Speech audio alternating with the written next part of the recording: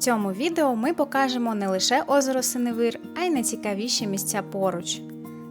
Зупинимось на перевалі, будемо спостерігати за ведмедями. В Колочаві подивимося, як жили в старому селі. Ой-ой-ой-ой. Та побачимо Закарпатське море. Всім привіт з Синевирського перевалу! З вами бурячки-мандрівнички, і ми продовжуємо досліджувати Закарпаття. Як ви вже напевно здогадались, ми прямуємо на озеро Синевир. Ну а спочатку давайте подивимося, що цікавого є на перевалі і чому тут варто зупинитись. Саме з Синевирського перевалу починається національний парк Синевир. На парковці внизу можна залишити машину і купити сувеніри. Поруч є декілька альтанок, де можна випити кави і перепочити. На перевалі є готель, давно хочемо там зупинитись. Краєвиди там, напевно, дуже гарні, але ніяк не потрапимо на вільні місця. Тому піднімаємось на оглядовий майданчик і помилуємось краєвидами звідти. Це дуже гарне місце для фото. Дійсно варто зупинитись хоча б на 5 хвилинок. Але якщо є час, то можна прогулятись трохи далі. Ми так і зробили.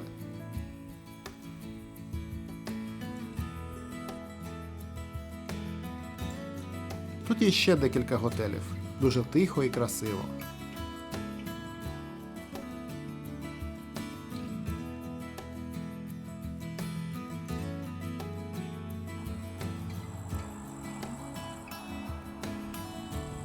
Ми побачили невеличкі хатинки. Напевно, тут живуть місцеві.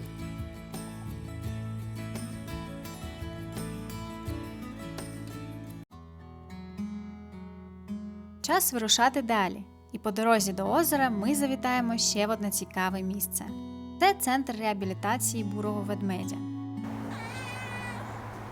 Це дуже приємне місце. Тут велику ділянку лісу відгородили для ведмедів, яких врятували від жорстокого поводження чи поганих умов в зоопарках, приватних звіринцях. Ці тварини не можуть жити в дикій природі, але тут вони живуть в умовах, які максимально наближені до їх природного середовища. Про них добре піклуються, їх реабілітують. Давайте подивимось ближче.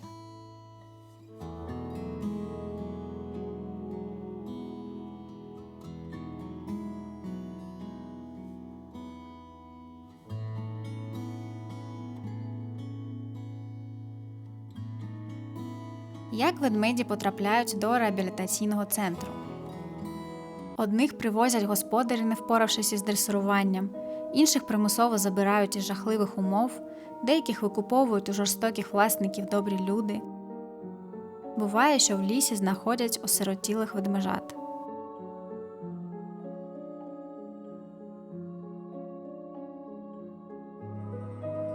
Історії ведмедів викликають жах. Беню вчили танцювати на розпеченій плиті, Потап був приманкою для мисливських собак, і в нього була глибока рана від нашийника.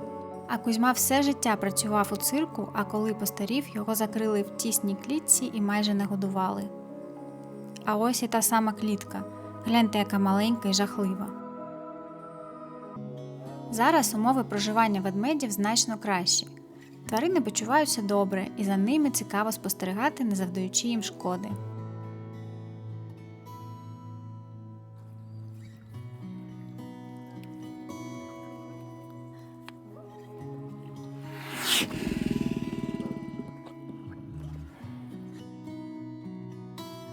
Історії ведмедів можна почитати на інформаційному стенді, а також можна дізнатись про їх харчування. Щоб навчити ведмедів шукати їжу, працівники ховають її по всій території. А їдять вони чимало – багато фруктів і овочів, хліб, рибу і трохи меду на десерт. А ще тут є такі інтерактивні дошки про місцеву флору та фауну.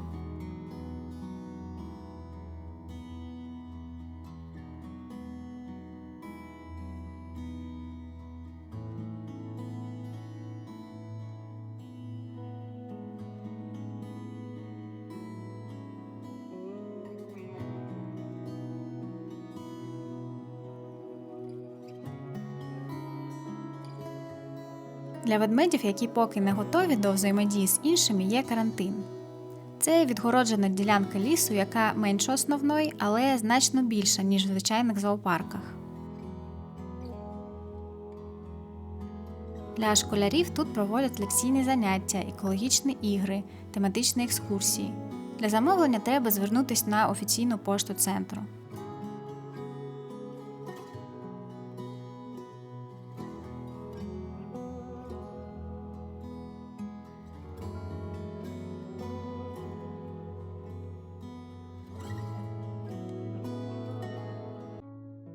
На Синевір ми приїхали запізно і вирішили залишитись тут переночувати.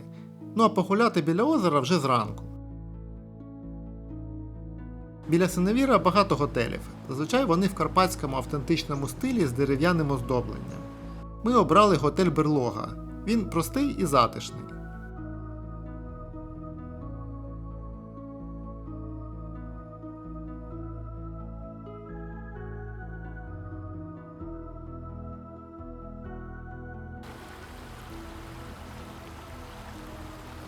На вечерю і сніданок ми пішли в перевірене місце – колиба на Децу до Цімбора. Деца – це 100 грамів, а цімборами місцеві називають своїх приятелів. Дуже колоритне місце з цікавим інтер'єром. Всередині величезний камін. Коли його розпалюють, тут має бути дуже затишно. Є місця й на вулиці. Ми тут їли бограч і дерун велетень. Було смачно.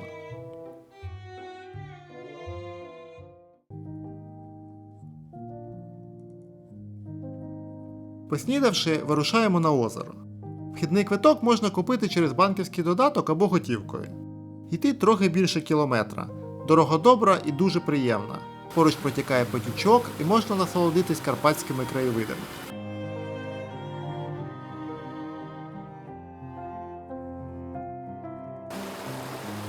Десь півгодини пішки і ми вже біля озера.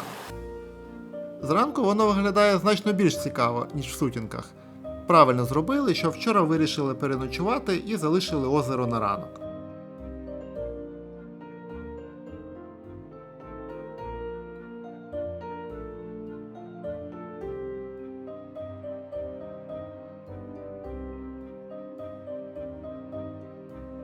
Озеро Синевір – це найбільше озеро українських Карпат. І є цікава легенда про те, як воно з'явилося. У місцевого графа була донька. Її назвали Синь за бездонні сині очі. Вона закохалася в вира, він був простим пастухом. Коли граф дізнався про це, він дуже розлютився і наказав скинути на вира скелю.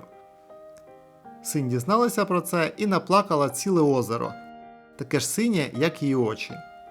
А ось цей острівець по центру озера і є та сама скеля, яку скинули на вира. Поруч з оглядовим майданчиком є плот, на якому можна дістатись на цей острівець. В озері багато риби, і ми навіть бачили рака на березі. Навколо озера є оглядовий маршрут. Запрошуємо прогулятися по ньому разом з нами. Маршрут простий, недовгий і дуже мальовничий.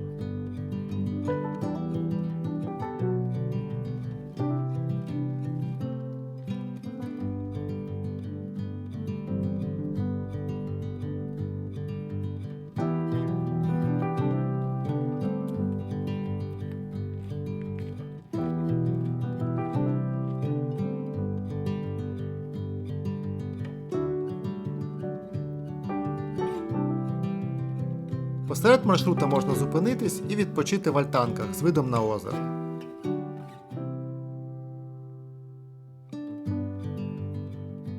Біля альтанок пам'ятник закоханим Сині і виру.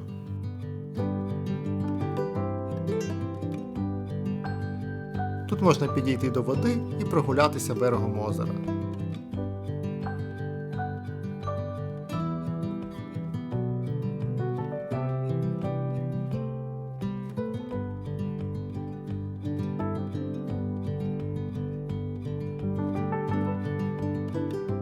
Ну а ми вирушаємо далі.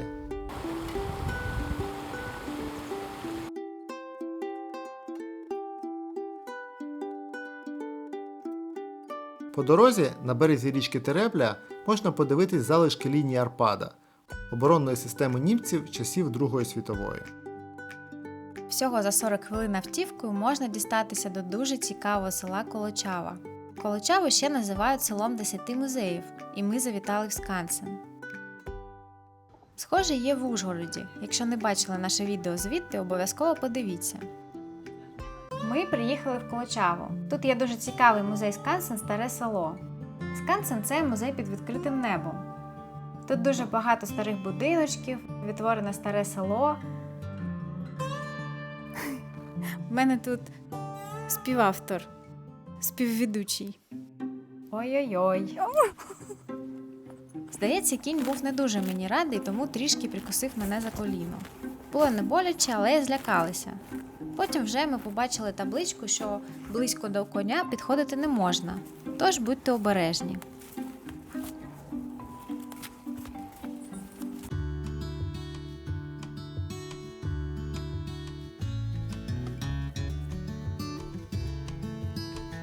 Продовжимо нашу прогулянку музеєм.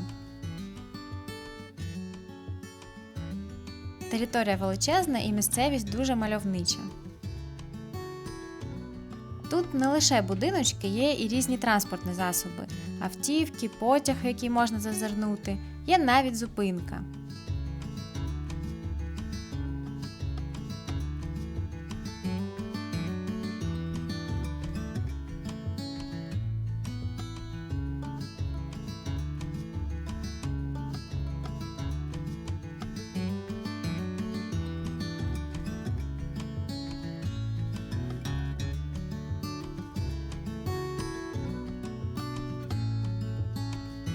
Але моє улюблене – гуляти і заглядати саме в будиночки. Будиночки тут різних часів і різних типів. І бідні, і більш заможні. Можна побачити побут, одяг і меблі старих часів.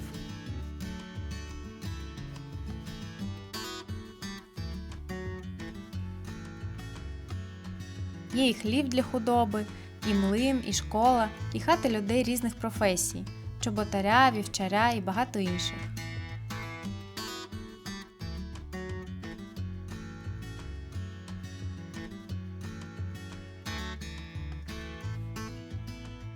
А ще цікаво, що на початку ХХ століття євреї складали 10% населення Колочави, і в музеї можна побачити їх побут.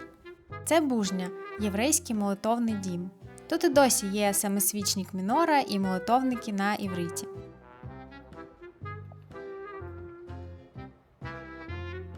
Так виглядала сільська єврейська корчма. Тут же можна подивитись умови проживання євреїв, вони були заможні і мали добре влаштований побут. Гостинну кімнату здавали для приїжджих гостей. А навесні Колочава вкривається фіолетовим килимом, розквітають крокуси або шафран Гейфеля, і музей стає ще більш красивим і цікавим. А ще саме Колочаву надихнуло письменника Івана Ольбрахта на створення відомої книги Микола Шугай «Розбійник».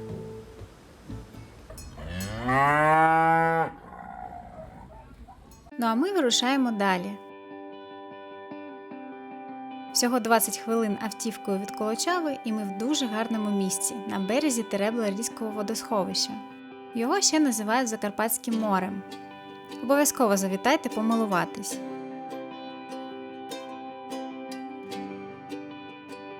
Ось і добігає кінця наш черговий випуск про Закарпаття. Сподіваємось, ми надихнули вас на подорожі. Але попереду ще багато цікавого, тому підписуйтесь і до зустрічі на нашому каналі.